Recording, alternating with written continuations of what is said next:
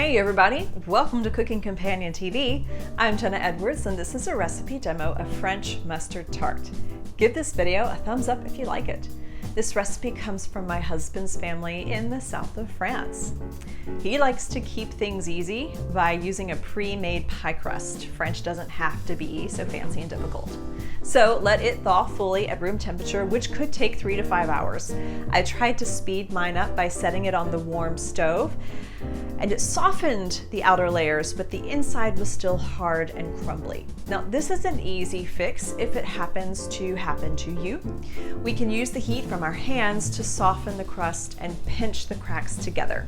I do this by ever so slightly dragging one finger down while pushing the other finger up and almost twisting like I'm making tiny yin and yang symbols with my fingertips. Now punch some holes in it with a fork or use pie weights to keep it from bubbling up and pre-bake the crust according to the directions on the package. Now we baked ours at 375 degrees Fahrenheit for 13 minutes. As that bakes, prep the cheese and tomatoes.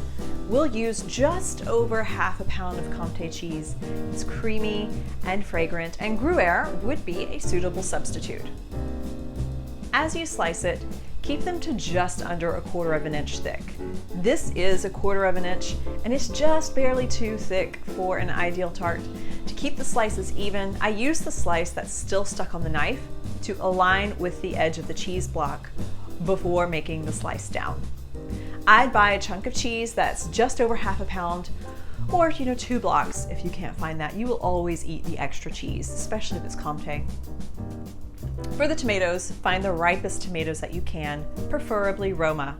Because they are longer than other varieties, you'll get more evenly shaped slices. Tomato slices should be right at 1/4 inch thick, or about 6/10 centimeter. If you didn't already know this, serrated knives are the best knife for slicing ripe tomatoes. Okay, our crust should be ready by now. Francois had a hard time directing the cooking because he does everything by sight. So what you're looking for is a crust that is fully cooked, but not yet browned. Now he goes by touch, like literally he just shoves his hand into the hot oven while it's still in there. And if it feels cooked in the middle, he takes it out. He also spreads on the mustard by sight too.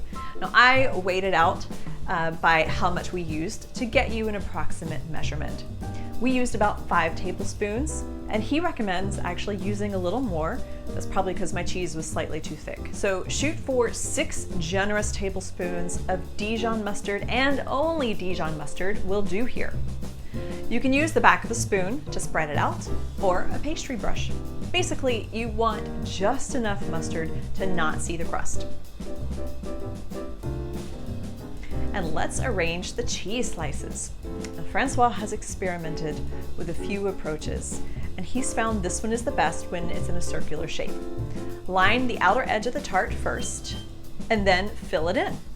If you have gaping triangle holes, cut little pieces to fill them in. The cheese will melt everything out of shape, so you don't have to fill every space, just the big ones.